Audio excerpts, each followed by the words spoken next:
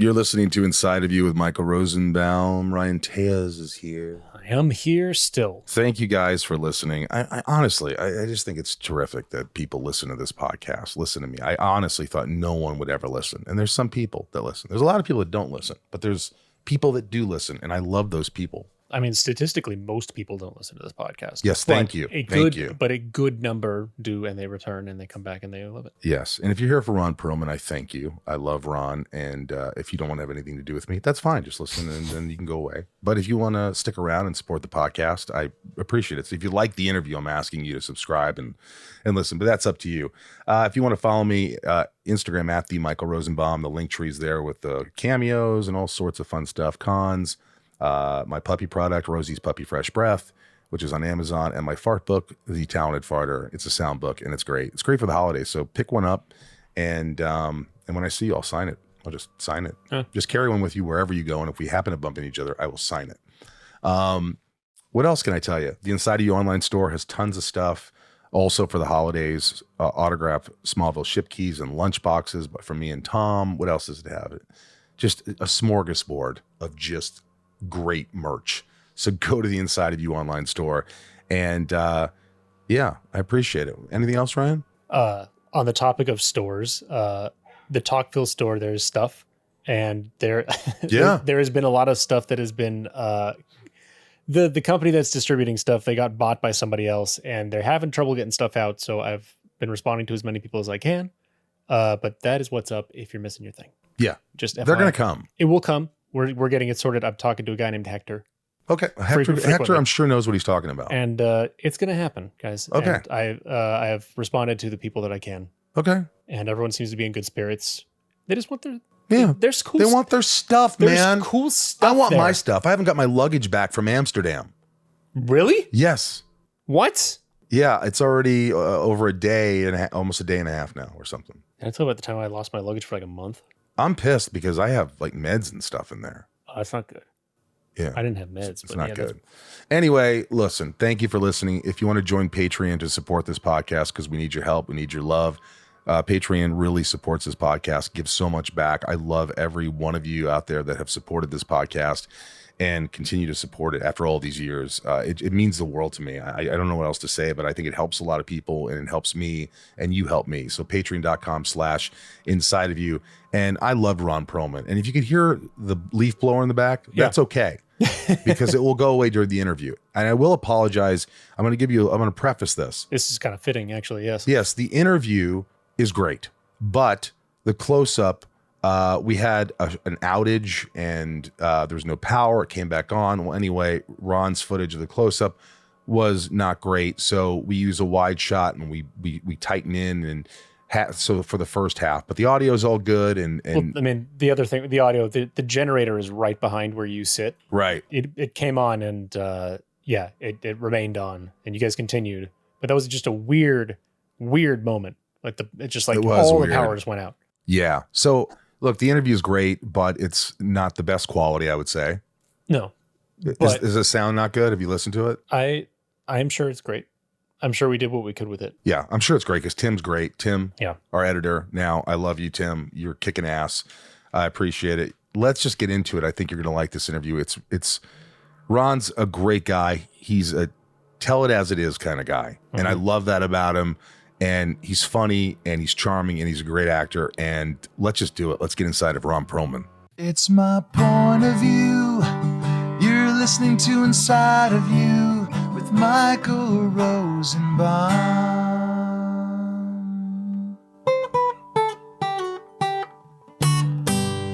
Inside of You with Michael Rosenbaum was not recorded in front of a live studio audience. So you got a good voice too. You got like that chill. I got a tequila cigar voice. It's a good way to start. It's the first thing you say. It's the first thing I do in the morning. What's a tequila cigar? Tequila/cigar voice. That's. Oh, so you have tequila in the morning? If I can. Really, just like one shot? No. I mean, no, I don't. I don't want to give you the wrong impression. But if I'm playing golf, then I'll have a margarita for the front nine and another one for the back nine. I don't think there's anything wrong with that.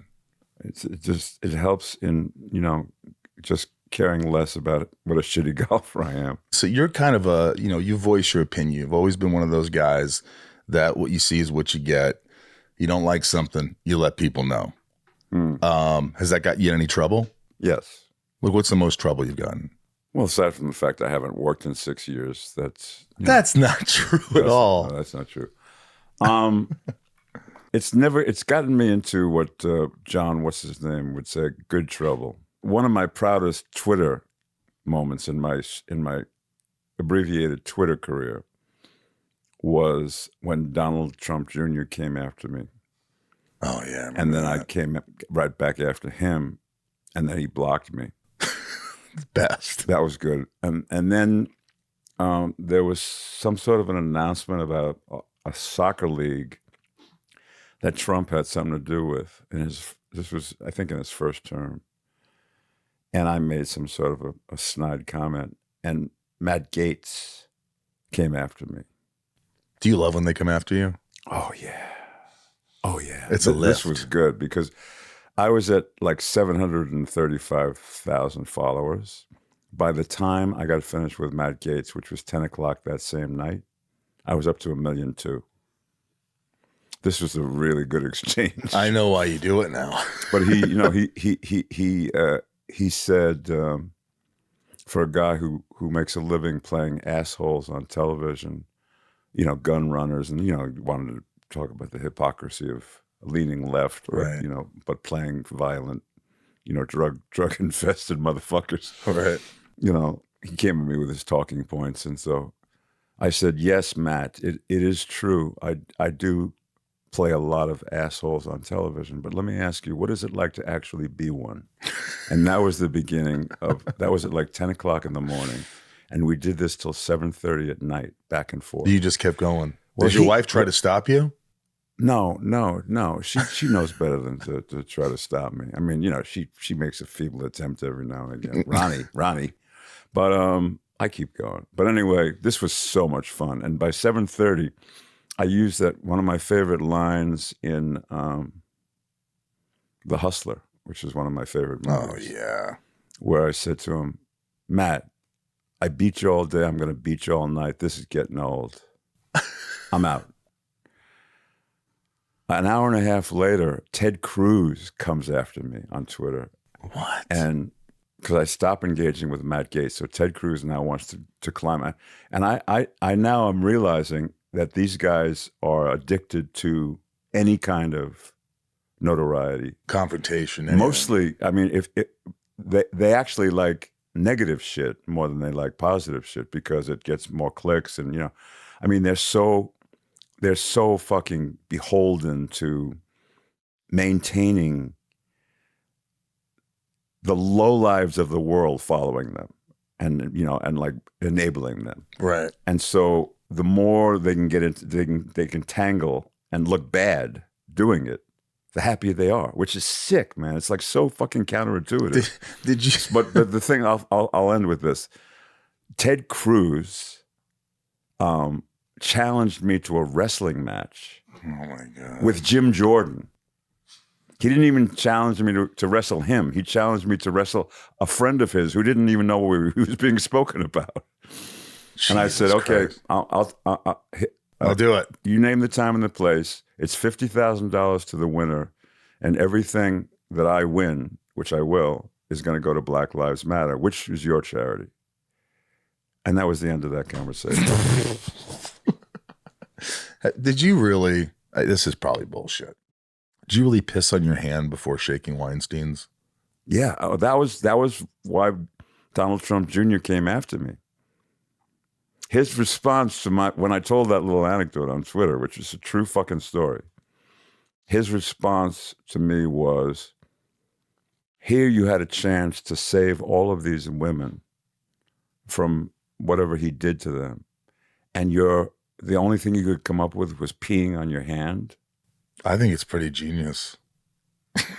Well, the way he fucking talked to me and treated me, like he said, you make sure, if you're going to come to my event, you make sure you shake my hand, Ron.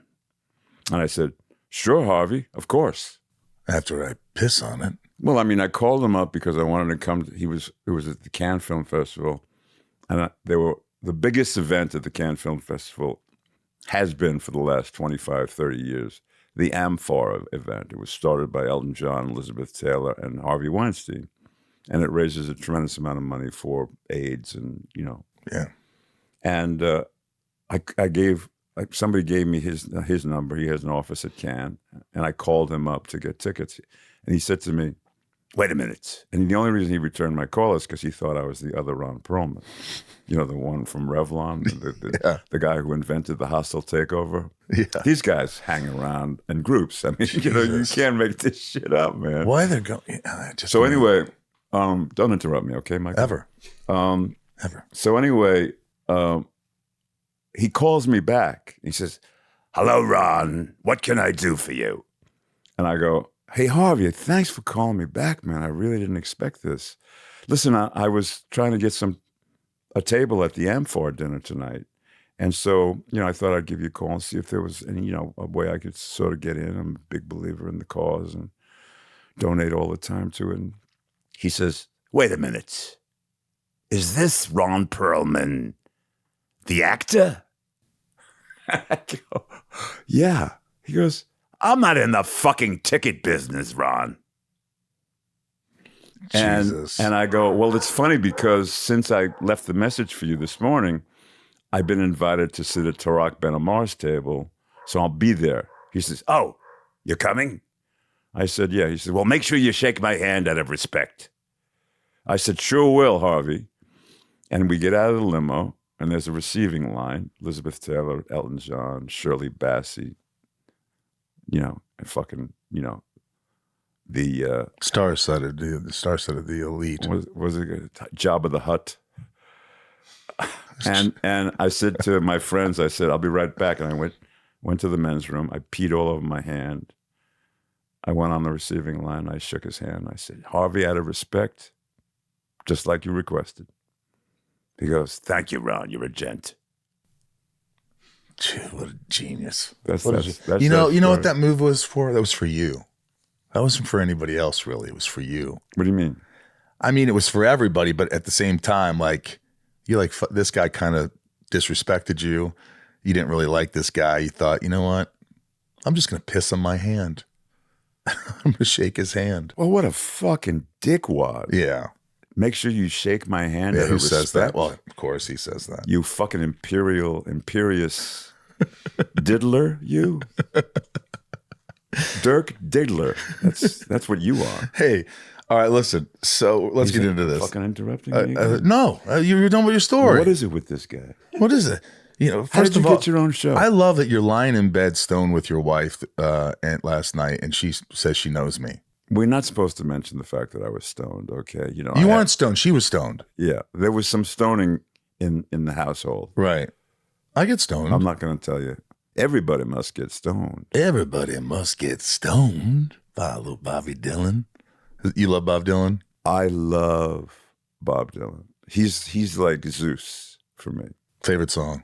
It's really... It's hard. It's hard, but it's a tie between It's a Hard Rain, Gonna Fall. It's a hard rain. And It's All Right, Ma. Advertising all they con you into thinking you're the one that can do what's never been done, that can win what's never been won, but meantime life goes on all around all you. Around you. So anyway, I'm fascinated with genius, and I'm as all artists are. Yeah. And I'm a student of everyone who's creative. Like, what's your fucking... You tell me, especially people who I know are occupying a space that I can't even dream up, much less, execute. And I'm and so, when you get a shot, and most of them are very enigmatic, most of them are very kind of weird at describing their genius. They don't want to describe it. They're reticent. The three most reticent people who were all geniuses of my generation were Dylan, Orson Welles, and Miles Davis. And they all, you ask Dylan, what does it feel like to be the spokesman of a generation? He goes, no, man, I'm just a song and dance man. And he knows he's not. He knows he's a fucking Nobel laureate, but he can't own it. He won't own it and stuff. So he's doing an interview. This is my favorite interview I've ever seen with a fan, somebody who inspires so much inspirational love out of me. 60 Minutes, and the guy says to him something about his writing process, and he says, "Can you still write like you used to?" I saw that. He said, "Yeah, I know I used to, but I can't anymore." He said, "I don't know how those songs were written." And then he quoted himself, saying, "Darkness at the break of noon, shadows even the silver spoon, the handmade blade, the toy's balloon, eclipses both the sun and moon. To understand you know too soon, there is no sense in trying." He said, "I don't know how that got written." Isn't that something? He's the author of that. Doesn't know how he wrote it. He says it was a magical thing. Divine intervention. It was divine intervention. And wow. Yeah. Those are the kind of things that make life worth living. It's like, yeah, tapping into someone else's brilliance. He's getting a brief glimpse into somebody who's guarded their genius as effectively as Dylan has. I wonder if those people are really happy, those true geniuses, those people who live with like such, people just are always enamored by them and just, in awe. And it's just like the pressure, I guess, you have on you from a younger age, and just, I have to continue this. I have to continue this brilliance. I have to put more pressure on myself. And that D.B. Pennybaker movie, Don't Look Back? Yep. The last shot in the film is he's just played the Albert Hall in London, and the Beatles were in the audience. Everybody was in the audience, and he was at the top of his game. He was at the top of his acoustic, little moment. Yeah. And he's in the limo, and Albert Grossman, his manager, is sitting next to him, and they've just driven away from all these fans who are banging on the window and yelling his name and stuff. And he's like getting out by the skin of his teeth. And he lights up a cigarette and he goes, "I think we really did something here." And it was just the fact that he could take in that had an impact, that he moved people. Yeah. And that he in turn was moved. That's a moment. I mean, I feel like when you're driven with that kind of genius, you're only going to get moments of happiness because you're too driven. Yeah. You're too driven to live in a reward-oriented reality, Yeah, I think that reward was almost for him. Like, I did something to have an impact on people. Like, that was a moment where you're aware, because normally, you do your movies, your shows, your this, and it has an impact on people, and you see it, and people come up to you and they, cry, or they're like, "Hey, it meant so much." But those moments, they're few and far between. And I think, to be able to sit back and say, I had an impact on people, it's profound, right? I think it's what we all need as human beings. It's like what makes us the happiest. I can count on two fingers the time I finished the project and had that kind of self-satisfaction. Yeah, isn't that something? Yeah, it's always like, oh man, I wish I had done this. I wish I'd have another shot at that scene. I wish I had spent more time thinking about that moment. It's always like what I might have done better, and then, okay, what's next? Yeah. Very rarely am I, capable of taking a moment and going, wow, that was exactly how I intended it to come out. Very rare. Maybe twice in my too. life. I don't think it's happened many, many times in my life at all. But like, I think honestly, believe it or not, this podcast, it helps. I didn't realize the impact it has on people and mental health and just people's lives. And sometimes seeing them and them explaining to me how they were, in a really dark place. And when one of the episodes really helped them, and then just seeing how honest and pure it was, it hit me, and it was shocking. So And I think that's true. I think the older you get, the more you can make an impact on other people's lives makes you feel better than having any kind of impact on your own life and like doing things for yourself and, you know, getting roles and being enamored or whatever. But, you know, they always say when you help someone else out and the cameras aren't rolling and you do it because it's, you know, it's altruistic. I think that's when I've been the happiest, when I've been able to help somebody and nobody else knows. No one needs to know. It's a moment between us. Have you had any of those moments? Well, one of my other role models, who also lives on Mount Olympus next to Zeus, is Sinatra, and he had a couple. You know, he was a complicated motherfucker. I mean, you know, he could be very, very kind of ruthless and very kind of short and curt and cut you the fuck off, man, if you crossed him. But he was also as charitable as anybody who ever graced the entertainment industry. And his thing was, there is no act of charity other than the anonymous one.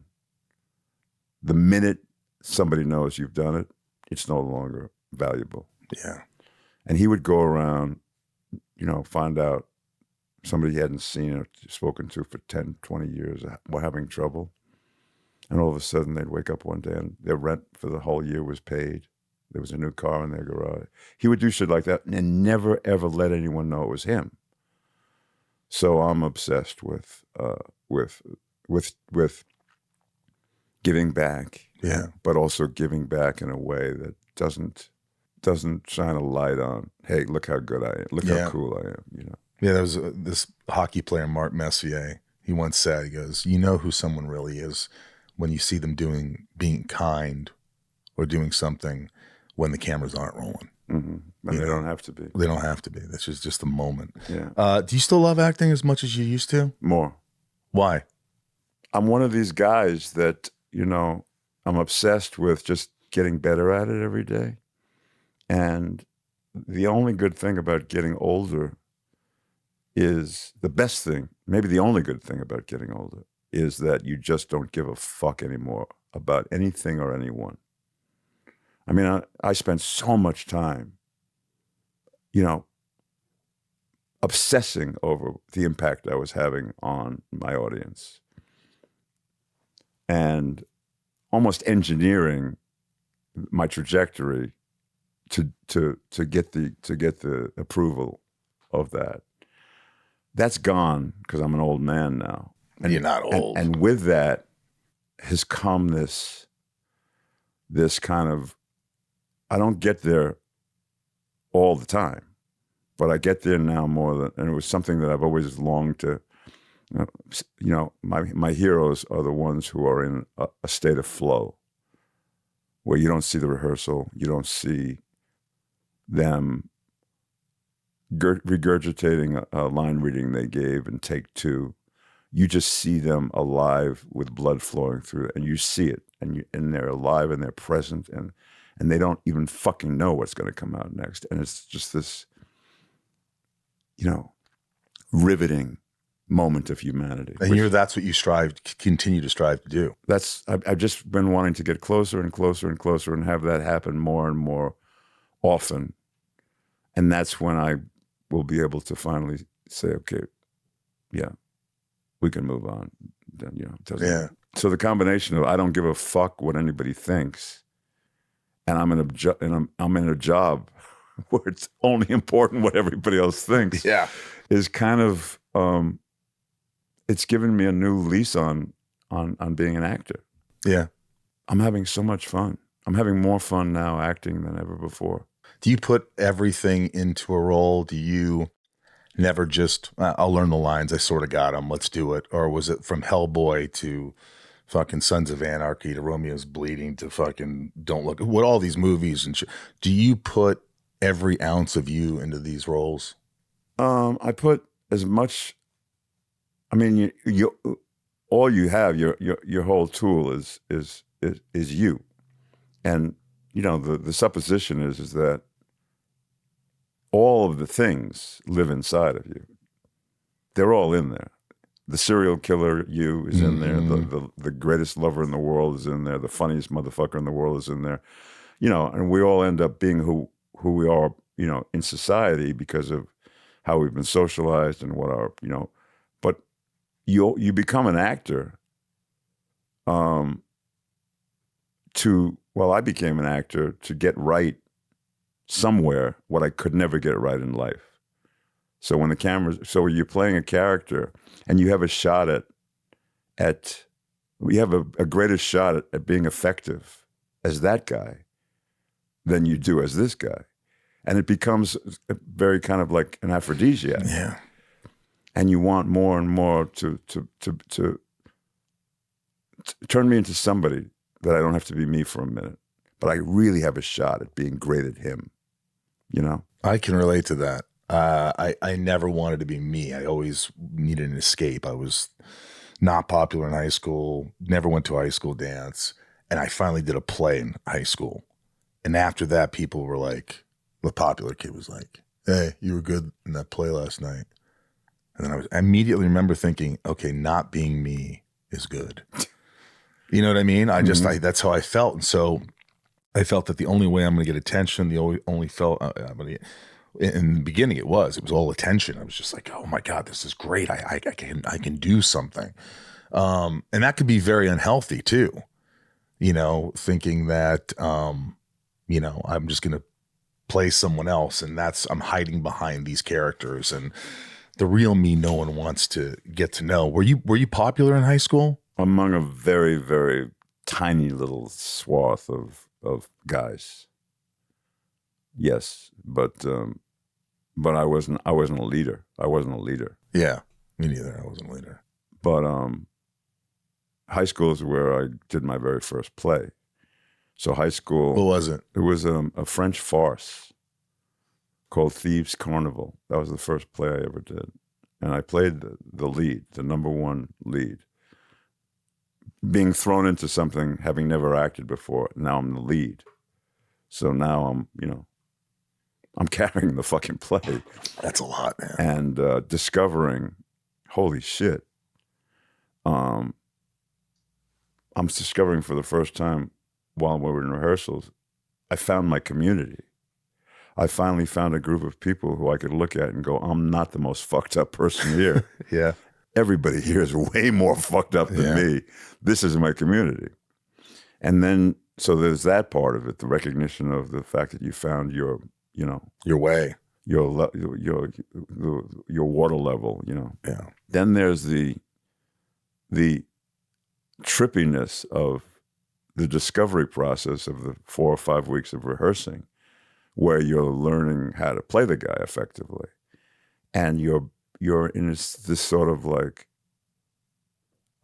very, very, very creative kind of modality. That's trippy. And I didn't realize, holy shit, this is like, I know why guys do Rubik's Cubes. I know why guys climb mountains. This is your thing. They're just looking for their thrill. Right. And this is it. And then you get to in high school, it was 4 nights of performances, Thursday, Friday, Saturday. Yep, I remember. Sunday. And you get to the first performance and there's 1,000 people out there because we did it we had this huge auditorium at George Washington High School in New York. And the footlights are so that you can't see them. The footlights are blinding you. So you can only hear them and feel them. And you're doing this play and it's a comedy. And so I do something, you respond. That's, comedy is the best version of that, right? Yeah.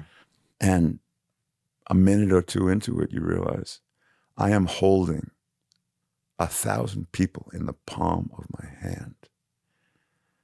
There's not a sound in the house except the one I'm making. And they're all waiting for me, what I'm going to say or do next. And you go, what a power. I never imagined I would ever have that kind of power, but the only place it existed was when I was on stage giving a performance. This show is sponsored by BetterHelp. The holidays are a time of traditions. Some people have many in their family, and some have none or are just beginning their own. Now's the time to reflect on what they mean to you, or to rewrite those traditions and make your own.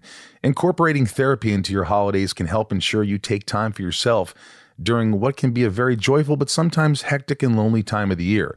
Consider trying BetterHelp online therapy in December as a way to close the year with clarity rather than chaos. With over 30,000 therapists worldwide, BetterHelp is one of the leading online therapy platforms, having served over 5 million people globally. And it works. With an average rating of 4.9 out of 5 for a live session based on over 1.7 million client reviews, this December, start a new tradition by taking care of you. Our listeners get 10% off at betterhelp.com/inside. That's betterhelp.com/inside. All right, sorry for the rest of this interview. Is a little bit sound in the back because our power went out, but I'm not losing this opportunity to have the wonderful Ron Perlman in the studio. So, Ron, we've gone dark twice now, and I thank you for sticking around. I couldn't find my way out if I wanted to. Have you ever been embarrassed by a role? Oh my God, yeah. You have? I mean, you've done how many roles? Hundreds. Yeah. What's the most you're ever embarrassed about? I'm not going to get into that. No? What about a role? I mean, that's... Because I've been embarrassed about roles. Yeah, but that's... First of all, like a lot of people will come up to me and want to talk about a movie that I was in that I hated. I hated the movie. I hated me in it. But they loved it. And I'll start. That's right. Me too. I know. And I'll start with my, like, I have to tell the truth. I cannot tell a lie, bullshit. And I'll get into telling them, but they'll walk away with their head, like shaking their head, going, "What a fucking dick." All I wanted to tell the guy was how much I liked the movie. And he gives me this recitation on how wrong I am. You're right. And so I was just, at that point, I said, what I think of me is none of my business. Wow. What it's not, it's like, if you got a problem with something because it didn't, keep it to yourself. Yeah, you're absolutely right. Because I've had fans come up and say, "Hey, I love this movie." I go, "Oh, you were the one that saw that." Joking around. And they're like, "I loved it. Me and my family, we love that movie." And I'm like, "Oh my God." So you just don't know. Right. You're absolutely right. Is there something that you look back and you can say, "I'm really proud of this. I'm really proud of this." Like those roles you could say. Like the roles that you just kind of go, "Hey, I'm good with what I did there. I'm good with the project." Yeah. No, I have more than my fair share. One of my favorites is City of Lost Children. Thank you. Brilliant movie. Thank you. Oh. And that was a movie that didn't turn out anything like I imagined it was going to when I read it. And I've been an asshole with talking about that movie with certain people. And then I realized, who am I to fucking, step on their experience? I know when I'm watching a movie and I'm just like blown away by it, and I may be the only one. There's been a lot of movies over the last few years that I said that was my favorite movie of the year, and everybody says I walked out on it, I hated it. So I don't want anybody to fucking ruin my little wet dream. Yeah, yeah. But what do you think? Like, if you had to name one, like off the top of your head, just one that you're just like, I just love playing this role. Dude, I mean, so many. There are. I mean, Sons of Anarchy. Yeah, what a role! Great role. Hellboy was a great role. Hellboy. I think if I had to pick what I'm most proud of, I had a production company for about 5 years. We made about 11 movies. The first one we identified ended up being the last one we made because it was fraught with problems. And we had to shut it down twice, which meant we had spent $700,000, and by shutting down, then coming back to start up again, that's just lost money. There's a term for it, but... Right. And we finally ended up... by the way, no one has seen this movie. Nobody. Nobody has seen it. I mean, a small handful of people. Right. But the fact that we kept coming back with bloody noses and you know, I'm not even going to tell you how much of my own personal money I had to put into it, because we would get to Thursday night and Friday is payroll day. And we're driving home in the car and my buddies would say, we don't have payroll for tomorrow. Holy shit. You had to write a check. And luckily I had been doing a TV show, so I had some cash. But we were able to save this thing, and by the time we shot the last shot of that film, that was one of those few experiences where I went, you did it, man. You fucking did. You hung in there. You got the shit beat out of you. You had everybody telling you to quit, stop. You did it. You made it. And it ended up turning out close to how I first imagined it when I read it. So that's amazing. It's amazing how the accomplishments. But it's not because it was a commercial success. Right. Because no one saw it. It was just a very like a personal thing where, you know, against all odds. Yeah, I had that too. I directed a movie and it was the hardest thing I ever done. I should never been the director and the lead actor in it. I shot in Indiana. We had no money back for, what do they call it when you get incentives? No incentives, nothing. It was just like, you know, we had 17 days to shoot it. And I remember we wrapped and the AD looked at me and said, you really need to understand how difficult this is and how you accomplish this. And she said it and I just started crying. Yeah. I just felt like this visceral, like it didn't matter in that moment whether the movie, anybody saw it or this or that. All that mattered was that I accomplished something, that I said I'm going to finish it and I did it. And that meant. And you were going through this whole thing thinking that you were the only one. And then this AD comes up to you and you realize people were watching, people were clocking. Yeah. You know, all this fucking huge hill we were climbing every day. And that's what triggered the release. Is like, wow, I thought I was all alone in this. Yeah. It's an amazing feeling. It really was. It was the best feeling. Remember, I called my brother. He goes, "Are you fucking crying, dude?" I go, "Yeah, man, but I'm happy. We fucking made this movie, man. I got through it, and I did what I wanted to do, and I'm so happy." I don't think I've ever felt like that before. You know, have you ever worked with actors, and what do you do when you're working with an actor that's just not giving you what you need, or just having a lot of problems, or didn't prepare? First of all, probably not preparing will piss you off. Yeah. But what do you do? What do you do to get your performance to shine, to be present? You just imagine, you know, you're working opposite Gregory Peck. you transfer what that person is giving you into how Gregory Peck would have said it, and then you respond. That's really what you do. That's what you do.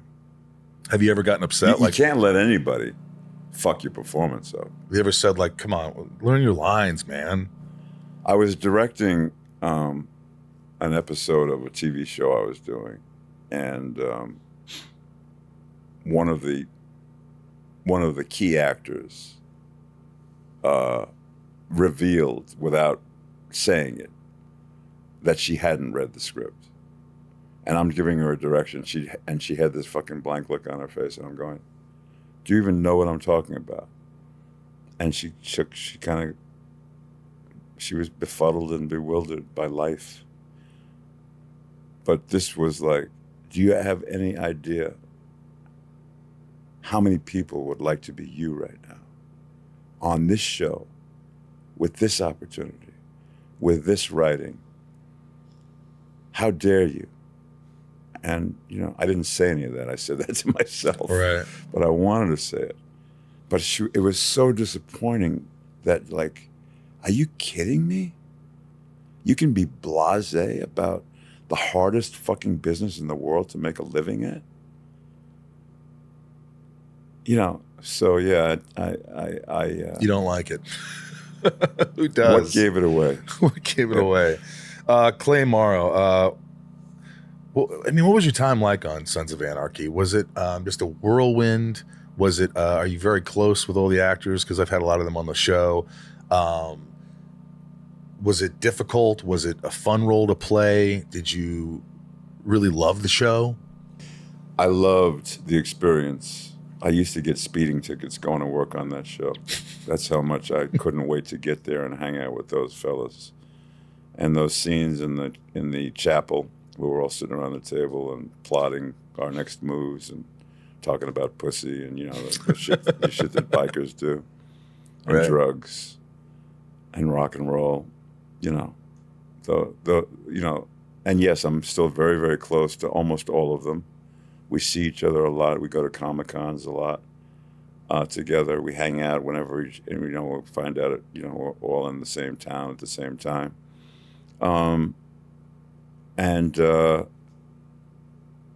Interestingly enough, I found playing Clay Morrow to be as challenging as any role I've ever played because I'm doing all these roles earlier in my career where I'm covered in makeup and I'm a monster or a creature and anything. I didn't have any problem with those because I understood their hearts.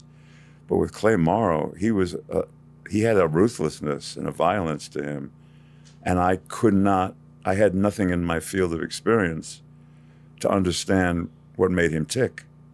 And I knew I was in danger of maybe looking a little inauthentic playing him. And there was a moment where I considered turning it down. And then I had those two, you know, the angel and the devil on each shoulder, you know, arguing with each other. And, you know, the devil was saying, "Don't do it, Ron. Don't do it. Don't stink up the joint." And the angel was saying, "You fucking pussy, man." Because that's what the angel would say. I have a dark angel. Dark angels. You call yourself a fucking man? You're going to consider, you know, not doing it because you're scared? Fuck you. So the dark angel won the argument, and I'm very happy because I ended up doing the show. I don't know if I'm sure people have asked you all this all the time, and you can just say I don't want to talk about it. But I don't know if you liked him or not. Did you get along with Brando? Oh, I fucking loved him. Oh, you did. We got off to a really rocky start. But he was the reason I was there. I mean, he was the reason why, you know, I had sworn off doing all these prosthetic makeup jobs. And I hear, "Oh, you got a shot at working with Marlon Brando." And I didn't give a fuck how much makeup I had to put on, how long it took, just to be in his presence, just to study him. I mean, he's one of those guys I referred to earlier that is a true genius, but all he can do is belittle it. Because he can't, Right. he can't handle it. Everybody's an actor. We're all acting all the time. Bullshit. You know the fucking difference. You know the difference. That's part of what genius is that you know that it's a very precious little secret. If you talk about it too much or you analyze it too much, it'll go away. I think maybe that's why Dylan and Brando always deflected any kind of question they got about their process, about how they do what they do. They deflected. That's all they did. Was there one magical moment on set? I never deflect, by the way. I'm happy to tell you everything because I'm a fucking journeyman. I'm just a guy trying to make a living. Yeah. Was there any magical moment or some conversation you had with him that you just go, "I'm going to remember this forever"? So the scene, I was only really in one sequence with him, which was scheduled to shoot 1.5 days, and it ended up shooting 5.5 days because the whole movie was a clusterfuck. Right. And what he didn't know, we were on this platform together, and we're conducting a trial because one of the community does something, untoward.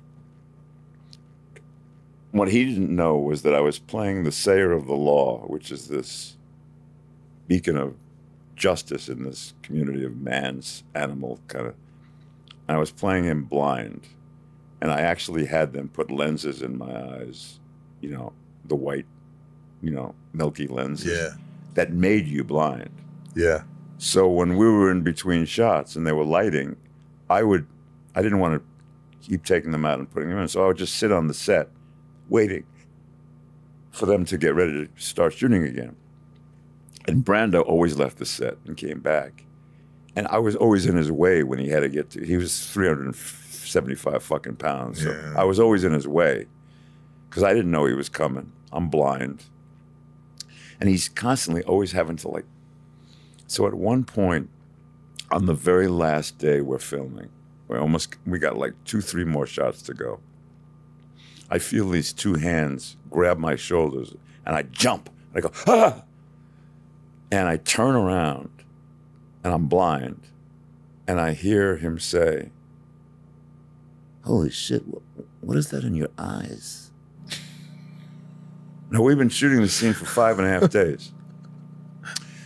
That's what I was saying. And I said, what?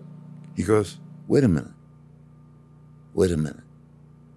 Are you playing him blind? I go, you're kidding, right? You're fucking kidding, right? He goes, holy shit, you're playing him blind. You're playing Justice blind. If I knew that, I would have done everything differently. And he says to John Frankenheimer, John, we got to start again. And that was like, and then he said to me, oh my God. And I had very few exchanges with him because I was like, at that point, I was like, I'm not worthy. And if there was going to be a conversation, I was going to shut it down because I was like, I'm not worthy to talk to fucking Marlon Brando. I'm just here to watch him. And then he said to me, is it true that when I arrived, you sent me like 8 Latin jazz albums? I go, yeah, I was wondering if you ever got them because I never got any kind of like confirmation. Confirmation. He goes, confirmation? I've been fucking dancing in my trailer for the last week and a half. How come you don't come in and join me? And then he starts talking about Quest for Fire. Oh, yeah. And then he starts talking about Name of the Rose. And he says, do you know that every scene that they wanted to give to Val Kilmer, I said to Frankenheimer, give it to the Quest for Fire guy. He's an actor. This is Brando talking to me. Oh, my God. After 5 days of me having nothing but one awkward trip on your dick kind of exchange. You're about to rap. And we're about to rap. And so, it turned out okay. Jesus. The kids stayed in the picture. The kids, what a great documentary, huh?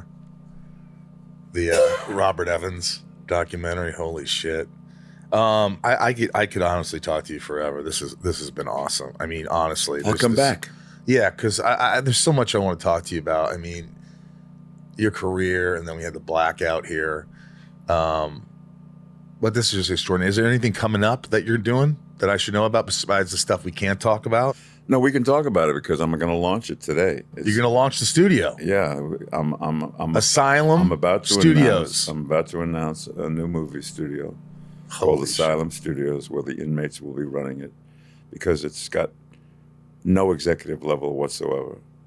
There are no executives. There are no guys who are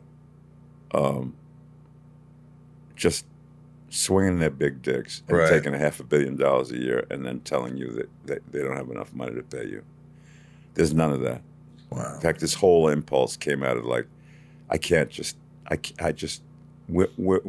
we as artists every artist that I know loves what he does so much, he would do it for free if he had to. Yes. And every executive I know wouldn't pick up a fucking pencil if there wasn't something in it for him. And there's always been this gap, but never has this gap done to the industry and the art form what this current crop of motherfuckers have done. They've diminished it. They've made it small. They've made it all home entertainment. They've taken all of the pageantry and the glory out of it. The marketing decides what makes movies. They've introduced this fucking algorithm thing where fucking they're reverse engineering. It's not about a good script anymore. They're trying to figure out what the audience wants and then pander to them. That's not fucking art. Yeah. That's pandering. That's what true. politicians do. Yeah. And so Asylum Studios will endeavor to create an environment for artists where they're ruling the roost, where they're calling their own shots, and I love it. And they'll always have people. The great producers who will also be on the board of directors of Asylum Studios. Like the Brian Grazers and those guys. When they think of artists, they think we're all kids, irresponsible fucking kids. Whereas we know how to bring in a movie on time and on budget, but also get the director's vision on the screen. Yeah. Yeah. So I'm just trying to. I love that. I love that there's people like you that are doing stuff like that. I'm just trying to create. And it's in LA. I like that the studio's in LA. It's like, it seems like every studio's not in Hollywood, which is kind of ironic. Yeah. But that's amazing. Lastly, if you could go back, if someone said, hey, we're doing a reboot of this, or we want to do another Hellboy, or we want to do another Sons of Anarchy, or would you even consider any of that? Well, I wanted to do the third Hellboy because it was designed to be a trilogy, and then a bunch of bullshit happened that prevented us from doing the third and final chapter. And I call it bullshit because the audience really deserved to get that third film, but we never got it made. And then I had a kind of an itch to take the very first thing I ever kind of did that was mainstream was Beauty and the Beast. Yes. And we did it on a small screen, and it was a show that at its foundation was very magical. You had a Jonathan Swift kind of fantasy underground thing that was fraught with magic and alchemy. And I thought that would be fucking cool if we could figure out a way to translate that into the big screen. Hell yeah. But that never happened. Well, you said you're coming back. I'm coming back anytime you want, bro. Dude, I love this. You're so easy to talk to. I learned so much from it. We've not even tapped into your work, and you're just like the people and who you've met, and your stories. And I appreciate you for coming out here, man. Thanks for having me, Michael. Awesome. Yeah, man. Hey, if you're loving Inside of You and you want to keep the show going, I encourage you to check out our community at patreon.com/insideofyou. When you join, you get access to bonus episodes, early sneak peeks, and a real spot in our Inside of You community. It's really awesome. We're talking episode discussions, exclusive Q&As, even a chance to help shape new segments on the show. Plus, if you're all in, you'll get shout outs and some special care packages sent your way from yours truly with little notes that I personalize. And most importantly, your support. It makes a huge difference. So join the community and let's keep this thing going together. Thank you, Ron Perlman. I hope you guys enjoyed that because I really did. I've been trying to get Ron here for a long time, and he finally came to the house, and then I said, we might have to do it over. And he was like, all right, just let me know. And I was like, shit, man, I disappointed Ron. But I think it came together nicely, and I think he'll like it. Yeah. I hope so. Just things that are out of our control. Yeah, there's nothing you can do sometimes in life. If you can't control it, if you can't change it, just, Freaking Ron Perlman was here. Yeah, Ron Perlman was here. A lot of great people. William H. Macy was sitting there. Keanu Reeves was sitting there. The following week. That one already happened. Yeah, a lot of good stuff. Thanks for listening, guys. I appreciate it. We're going to give the shout outs right now to the top tier patrons who really give this show life. Nancy D, Little Lisa, Yukiko, Brian H, Niko P, Rob I, Jason W, Raj C, Stacey L, Jamal F, Janelle B, Mike Eldanzsupremo, 99 more, Santiago M, Kendrick F, Belinda N, Dave Hull, Brad D, Rae H, Tabitha T, Tom N, Tahlia M, David G, Betsy D, Rhiannon C, Michelle A, Jeremy C, Mr. M, Eugene R, Monica T, Mel S, Eric H, Oracle, Amanda R, Kevin E, Jammin J, Leanne J, Luna R, Jules M, Jessica B, Frank B, Gent or Gen T, Randy S, Claudia, Rachel D, you got Rachel, Nick W, Stephanie and Evan. Stefan. That's right. Charlene A. Oh, yeah. Don G, Jenny B76, NG, Teresi. Keith B, Heather and Greg. Grother. Ben B, Pierre C, Sultan, I just sent you another box, dude, because it came back to me. So I sent you more stuff in this box. I hope you get it. It's going all the way to Saudi Arabia. Dave T, Tab, what's up? Take a tab on you. Brian B, T-Paw, Gary F, Jackie J, Ritzel Pitzel, Benjamin R, Other Brother Daryl, Ivan G, Mark S, John A, and Michael L or Michael L. Michael L. Michaela? Or could be okay. It looks like it could be Michaela. We'll figure it out. You write us and tell us Michelle? what it is, and we will send it back. Look, from Or it's a typo, Bryce. yeah. All right. Before the leaf blowers kill us, from the Hollywood Hills in Hollywood, California, I'm Michael Rosenbaum. I'm Ryan Diaz. Yes, little shout to a little wave to the camera, guys. We love you, and we can't do this podcast without you. So thank you, and come see me next week or whenever you want to. I'll be here, and hopefully this podcast is helping you in some way. It helps me, and be good to yourself. I'll see you next week. See you, Ryan.